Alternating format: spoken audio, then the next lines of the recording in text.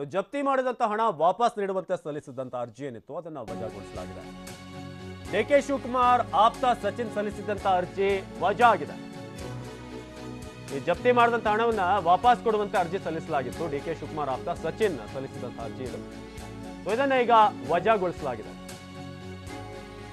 ಜಪ್ತಿ ಮಾಡಿದಂತ 5,48,000 ಹಣವನ್ನ ಬಿಡುಗಡೆಗೆ ಅರ್ಜಿಯನ್ನು ಸಲ್ಲಿಸಲಾಗಿತ್ತು. ಕೋರ್ಟ್ಗೆ ಅರ್ಜಿ ಸಲ್ಲಿಸಿದ್ದು ಡಿಕೆಶಿ ಆಪ್ತ ಸಚಿನ್ ನಾರಾಯಣ್. ಆದರೆ ಸದ್ಯಕ್ಕೆ ಆ ಅರ್ಜಿಯನ್ನ ವಜಾಗೊಳಿಸಲಾಗಿದೆ. ಹಣ ಬಿಡುಗಡೆ ಮಾಡದಂತೆ ಸಿಬಿಐ ಮನವಿ ಹಿನ್ನೆಲೆ ಇದನ್ನ ವಜಾಗೊಳಿಸಲಾಗಿದೆ. ಹಣ ಬಿಡುಗಡೆ ಮಾಡಬಾರದು ಅಂತ ಸಿಬಿಐ ಮನವಿ ಮಾಡಿತ್ತು. ಹಣದ ಮೂಲದ ಬಗ್ಗೆ ಸರಿಯಾದಂತ ಎಕ್ಸ್ಪ್ಲನೇಷನ್ ಇಲ್ಲ.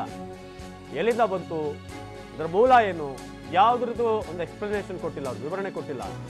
ಡಿಕೆ ಶಿವಕುಮಾರ್ ಅವ್ರ ಜೊತೆಗೆ ಹಣಕಾಸಿನ ಸಂಬಂಧ ಕೂಡ ಇದೆ ಇವರಿಗೆ, ಸಚಿನ್ ನಾರಾಯಣ್ಗೆ. ಹಣ ಬಿಡುಗಡೆಗೆಂದೇ ದಾಖಲೆಯನ್ನ ಸೃಷ್ಟಿ ಮಾಡಿರೋ ಹಾಗಿದೆ.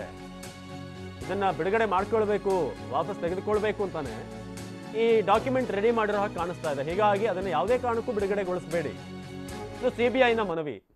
ಸೊ ಇದು ಸಚಿನ್ ನಾರಾಯಣ್ ಆಪ್ತ, ಡಿಕೆ ಶಿವಕುಮಾರ್ ಆಪ್ತ ಸಲ್ಲಿಸಿರುವಂಥ ಅರ್ಜಿ ಏನಿದೆ ಅದನ್ನು ವಜಾಗೊಳಿಸಲಾಗಿದೆ. ಯಾವುದೇ ಕಾರಣಕ್ಕೂ ಇದನ್ನ ವಾಪಸ್ ಕೊಡುವಂಥದ್ದು ಮಾಡಬೇಡಿ.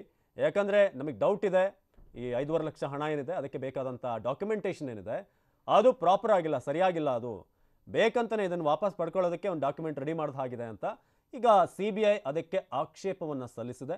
ಅದಕ್ಕೆ ಸರಿಯಾಗಿ ಈಗ ಅರ್ಜಿ ಕೂಡ ವಜಾ ಆಗಿದೆ. ಸೊ ಡಿಕೆಶಿ ಆಪ್ತ ಸಚಿನ್ ನಾರಾಯಣ್ ಮನೆ ಮೇಲೂ ಕೂಡ ಅವತ್ತು ಸರ್ಚ್ ಆಗಿತ್ತು. ಜೊತೆಗೆ ಅನೇಕ ಈ ಕಚೇರಿ ಮನೆಗಳಿಗೆ ಮೇಲೂ ಕೂಡ ಅವತ್ತು ಸರ್ಚ್ ಆಗಿತ್ತು ಅಕ್ಟೋಬರ್ 5ನೇ ತಾರೀಕು.